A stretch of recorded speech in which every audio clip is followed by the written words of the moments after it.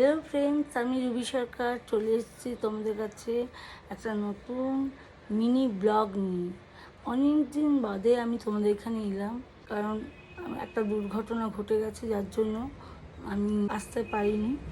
তো আজকে টপিক হলো জীবনে কিভাবে সুখী হবে। যে আমরা বলি ভালো থাকিস বা ভালো থেকো, এটা শুনে অনেকেই বলে যে ভালো থাকা বলাটা যতটা সহজ, ভালো থাকাটা অতটা সহজ নয়। আমি বলবো ভালো থাকাটা কিন্তু সহজ নয়, ঠিক কথা, কিন্তু কি বলতো, আমার মনে হয় যে ভালো থাকার চেষ্টাটা করা উচিত। আমি যদি সারাক্ষণ দুঃখের গান গাই, গান শুনি, গান গাই বা দুঃখের কথা ভাবি, তাতে সারাটা জীবন আমার দুঃখ কাঁদতে কাঁদতেই আমার যেতে হবে। কিন্তু সেটা তো হলে নিজের শরীরের উপর সেটা প্রেশার পড়বে।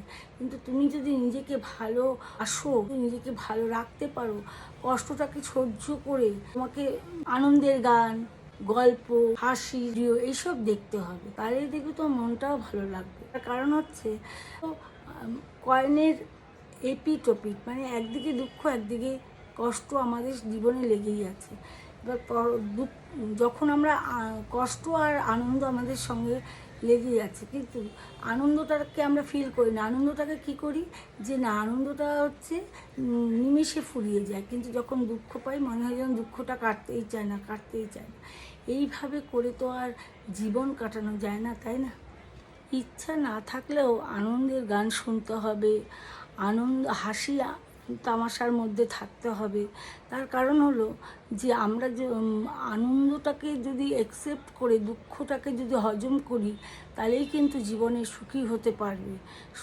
সুখী হওয়ার একটাই উপায় হলো নিজেকে, যতই নিজের দুঃখ থাক সেটাকে বাইরে লোকের কাছে প্রকাশ না করাটাই আমার মনে হয় ভালো।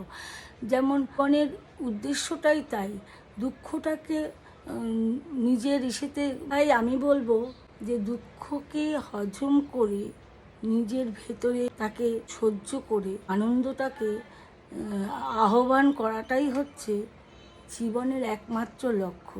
যেমন রবীন্দ্রনাথের একটি লাইন আমার মনে পড়ে গেল, যে রবীন্দ্রনাথ বলছেন, কত দুঃখ কান্না সব ঘরের ভেতরে করো, কিন্তু লোক যখন আসবে, দরজা যখন খুলবে, তখন হাসি মুখে তাকে যে না, আমার দুঃখ কষ্ট কিছুই নেই।